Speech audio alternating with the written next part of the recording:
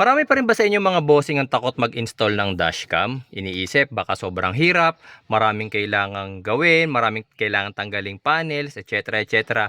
Pero maraming beses na akong gumawa ng tutorials niyan mga bossing at alam nyo ba, ang pagkakabit ng dashcam isa sa pinakamadaling i-DIY dito sa ating mga sasakyan. Ngayong araw na to ituturo ko sa inyo kung gaano siya kadali, tapos ipapakita ko na rin dito kung paano ko napapagana yung ginagamit ko yung cellphone ko, na-view ko yung mismong footage ng aking camera kahit nasaan bumabiyahe yung sasakyan. Marami rin nagtatanong, sir, paano paganahin yung 24-hour recording niya? Paano yung wirings niya?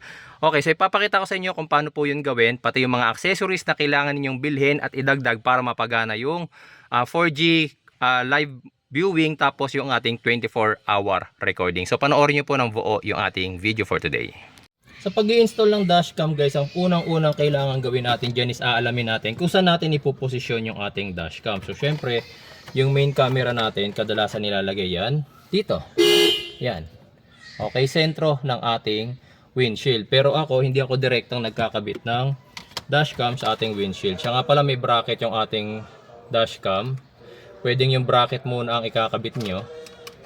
Or, para masentro nyo, kasama nyo na ikakabit yung dashcam. Ganyan. Okay, so meron niya kasamang double adhesive, pero hindi nyo direktang kinakabit ang double adhesive guys. May reason kung bakit. Dahil ang double adhesive, napakahirap niyang tanggalin. Katagalan. So gumagamit ako nito. Static film. Okay, so siguraduhin nyo muna kung sa inyo ikakabit yung ating dashcam. Okay, tapos static film with yung ating main camera. Pwede kayong gumamit nga pala mga bossing ng card para matanggal yung mga bula, mga bubbles, kasi yung mga bubbles na yun magiging cause para humina yung kapit ng. So tanggalin ko lang yung ano niya, takip nitong ating double adhesive. Okay, and then kakabit ko na siya rito. Okay, next, syempre meron tayong indoor camera. Ito, dahil nga 3 channel ang ating camera, meron pa tayong interior camera. Bahala na kayo kung saan nyo gustong ikabit itong interior camera, pero ako syempre, saan ko ba masyang gandang ikabit? Siya nga pala guys, para dito sa ating interior camera, wala talagang kasamang static film. Okay, so ang ginagawa ko, may mga extra akong static film galing sa luma kong camera. Ginugupit ko na lang.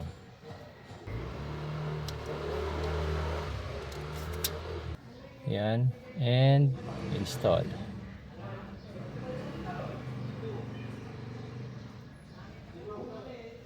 Yan. So dito sa likod guys, ang unahin na natin is pagkapangin muna natin yung kanyang, ito, extension wire para sa ating rear camera. So tandaan nyo, itong part na to papunta sa main camera, ito yung para sa rear camera. So ito, sa part na to ni Hilux, madali na itong bakbakin. Ayan, inangat ko na lang, hindi ko na tinanggal ng tuluyan. Tapos ito, tinuklo. Ayan, so gagamit tayo guys ng kakaibang technique. Hindi natin mapapasok yung wire, kaya gagawin natin alambre muna.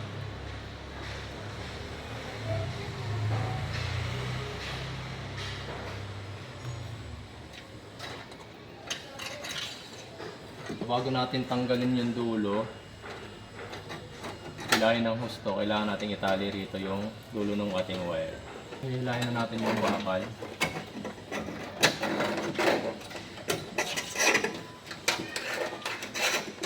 Ayan. Mas madali na siya hilahin. Okay, so ito na. Ayan. Guys, make sure ha, na ito yung dulo na naihila nyo. Huwag itong kabila. Kasi itong kabila na to yung ikakabit natin sa dashcam. Pag mali yung nahila nyo, ulit. Ulit. Okay, so ngayon tapos na tayo. Ito mahirap na hirap pa. Ilulusot naman natin yung wire dito. Buti maluwag tong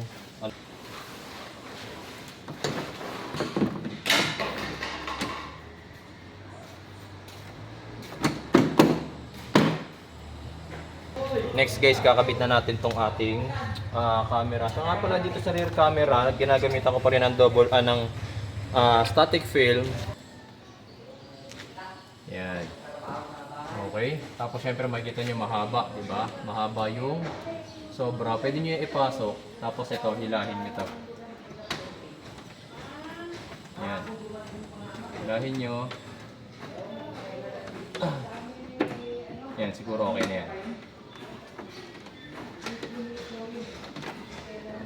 Yan, tapos snap. Yan. Okay, may ipit na talaga itong wire na to. Okay. Tapos ito, hilahin pa natin. Pag nahila nyo na, tsaka nyo na sara. Make sure na malapat nito mga boss ha. Tapos ito pa. Kung nakikita nyo itong butas na to, ipapasok natin dyan yung wire hanggang sa lumabas dito sa may ating kisame. Yan. Yan. Hilahin nyo lang hanggang dulo. Dulo, hanggang dulong dulo. Yan. Pag nahila nyo na, sagad na, pwede nyo na ilapat to. Gaya yan. Tapos ito na mga boss, yung trick. Ito yung sinasabi ko yung madali lang na gagawin ninyo. Kung nakikita nyo to, ito yung plastic part, ito yung ating kisame. Kunin nyo ulit yung dulo, siksik nyo dyan, hila. Ayan o, may hila nyo yan. So eto siya, diba? So ang gagawin natin, ihilahin din natin yan papunta dun. Pwede nyo nang ilusot yan dyan. Ayan o, madali namang isiksik yan dyan. Tapos hila lang.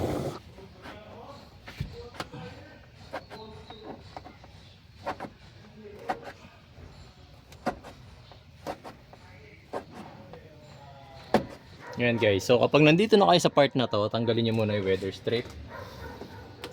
Ayan. Tapos ilusot nyo maigi. Ayan, kagaya. Ayan. Ito mas madali rito. Lulusot nyo lang siya rito. Ayan, tanggal to hanggang dito. Ayan. Tanggalin nyo siya hanggang dito talaga. Ayan, tapos makikita nyo ulit yung dugtungan nung plastic tsaka itong ating kisame. Diyan na naman natin palulusot itong dulo. Ganon ulit. Ayan, kagaya nyan. Palusutin nyo muna. Kagaya nyan. Ayan. Tapos hila hanggang dumating siya dun sa pinakadulo. Okay, hilahin nyo lang. Ayan. Ayan. Hanggang lumusot na naman siya rito sa una. Ito. Hanggang sa lumusot siya rito. Tanggalin nyo na rin yung weather strip. Ayan. Yan, hanggang sa lumusot siyang ganyan, tapos hila nyo na. O, diba? Madali lang. Pag nakarating na kayo sa part na to, ibig sabihin, malapit na kayong matapos. Okay, so, last part na tayo. Ito na lang, yung pinakahuling plastic panel na kailangan natin palusutan itong ating wiring. So, kunin nyo ulit yung dulo. Same trick. Puro ganun lang yung trick na gagawin nyo guys. Totoo lang. Ayan. Ayan, hanggang lumusot siya dulo. Gaya niyan. So madali siyang hilahin, oh, 'di ba? Madali na siyang hilahin. So hilahin niyo na ng hilahin 'yan. Wait lang. Yan. Hilahin niyo na siya ng hilahin hanggang gaya niyan. So magad na 'to. Tapos lagay niyo 'to sa kisame. And balik niyo yung weather strip. Sa pagbabalik ng weather strip, guys, ako medyo iniipit ko ulit 'yan. Ipitin niyo ulit. Okay. Ngayon naman guys, ito yung ating hardware kit na binili. Meron na tong intelligent battery monitoring system para sa mga nagtatanong kung nakakalobat ba yung 24-hour recordings. Kapag mayroon ito, hindi siya makakalobat kasi pwede mong iset kung ano yung minimum voltage ng battery mo. Pag na-reach niya yon, kusang mamamatay yung mga dashcam natin para hindi naman malobat ng tuluyan yung ating battery.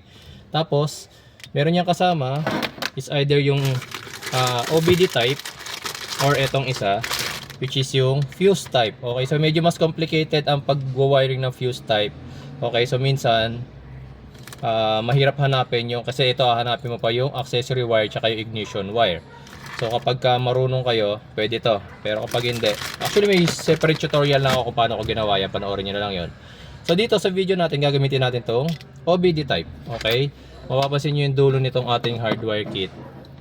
Ito yan, pagkukonektahin nyo yan dyan. Tapos ito na yung papunta ngayon sa ating Pi link. Ayan. So ganito natin gagawin yan guys. Since ito yung ating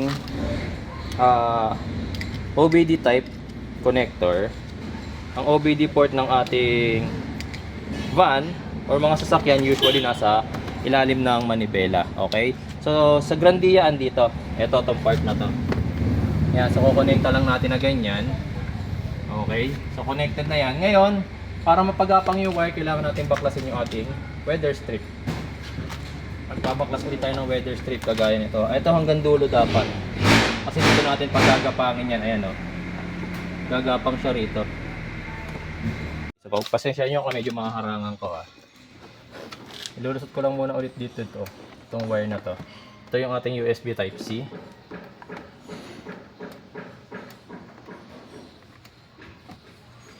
Ayan. Hilahin nyo lang. Hilahin nyo lang ng hilahin. Ayan. Hanggang, yan, pagkapangin nyo na rito. Ayan. Nakita nyo ba? Ang aking ginagawa. Ayan. Hanggang lumusot dito syempre. Ito yung plastic ulit, tsaka yung kisame natin na naghahati. Napagapang na natin yung wiring ng ating hardwire kit mga bossing. Dito na tayo sa medyo complicated na wiring. Kasi nga, bukod sa hardwire kit, kakabitan nga pala natin, diba, ng 4G cloud box itong ating dashcam. So, ito yung mga gagamitin natin. Ito, pagka bumili kayo ng 3-channel camera, may kasama talagang wire na to. Ang tawag dito is Spy-Link cable. Ayan, kung mapapansin nyo, USB type. Tapos, Type-C na female. Tapos sa kabilang dulo niya is Type-C na male. Tapos may kasama pang another USB and USB Type-C. Okay, so ang una nyo gagawin, pag-connectahin nyo na yung ito. Okay, connectan nyo na yan. Itong kabilang dulo na to, automatic papunta na yan sa ating secondary camera or interior camera. Ngayon, ito ngayon yung connector kung saan pupunta yung wire galing sa ating hardwire kit. Ito. Yan, ganyan yung connection niyan. Tapos yung isang wire niya, tandaan nyo ha, itong isang wire niya, yan, nag-on na yung isa nating camera. Papunta ngayon sa ating 4G cloud box. Ito, dito, sa female na to, pagko-connectahin nyo yan. Okay? Ngayon, para saan yung isang wire? Ito ngayon yung papunta sa ating main camera. Ayan, pag connecta nyo yan, mga bossing, tignan nyo magto-turn on na ating main camera. Ayan, nag-turn on na siya, diba? Tapos, makikita nyo rin yung ating 4G cloud box.